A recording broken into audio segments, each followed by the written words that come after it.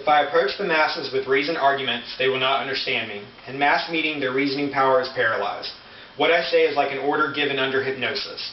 That was a quote from Adolf Hitler on the reasoning behind the enthrallment that he had from his followers when giving speeches. Today I want to talk about the influences of a cult on the Nazi regime and Hitler's rise to power. I'm going to focus on 3 points. I'm going to talk about Hitler's fascination with the sphere of destiny, Hitler's astrological fortune that was given to him during a time of crisis in his life, as well as the supposed possession of Hitler by a demon or even the devil himself. It is believed that early in Hitler's life, he stumbled upon an exhibit of the Spear of Destiny. The Spear of Destiny was used to stab Jesus Christ in the side while he was being crucified. The Romans did this to make sure that whoever they were crucifying was actually dead.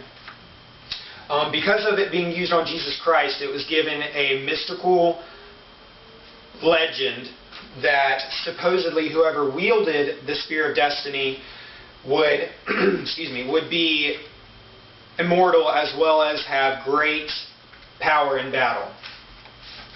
Because of this, many people have used it in battle. The first Holy Roman Emperor was given it by the Vatican, and it was the first Holy Roman Emperor, Charlemagne, as well as the German conqueror, Barbarossa. Both of them were supposedly killed instantly on dropping the spear or giving it to someone else. Because of this myth, Hitler used all of his power to find the Spear of Destiny according to many different rumors. According to a widely recognized crypto historian named Trevor Ravenscroft, who wrote the Spear of Destiny, it is widely recognized by a lot of occult historians that he spent much of his time before the war and during the war searching for the Spear of Destiny. He felt that he could not bring back Germany to its rightful place without it. Also, according to Howard Buckner, a professor at Louisiana State, he also wrote he also wrote a book about it, and he said that not only did Hitler search for the Spear of Destiny, he found it and used it through much of his campaign. Whenever Berlin looked like it was doomed, I believe it was right around D-Day, Hitler sent the Spear of Destiny as well as other Nazi artifacts to Antarctica. He also followed up with the Hitler Youth leader Arthur Axmann, and Arthur Axmann also confirmed this supposed story.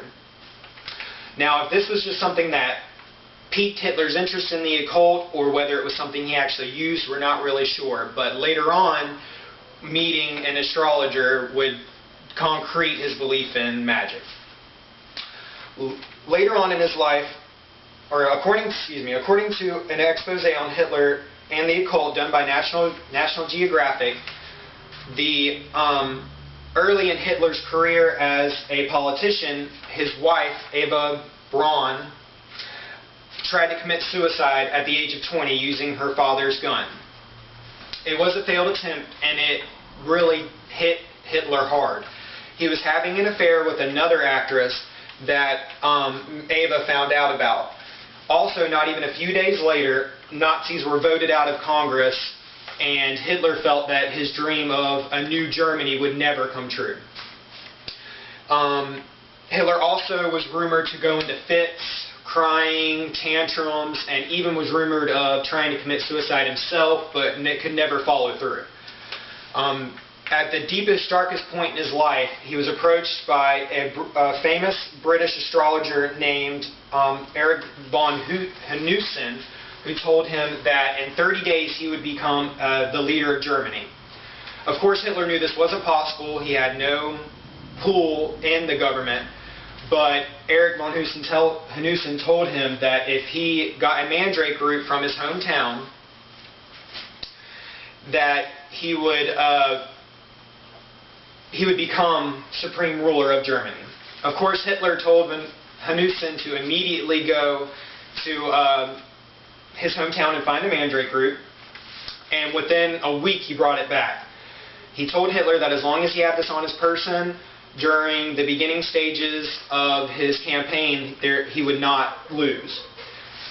He was also photographed with what looked like a Mandrake root in his pocket. Whether this was put in by the newspaper or not, nobody can really prove it. But within 30 days, Hitler became Supreme Chancellor of Germany and took over the German Senate, and thus began the Nazi Germany. But how did Hitler acquire the power that he had over his people, the esteem that they held for him? This was rumored to be because he was possessed.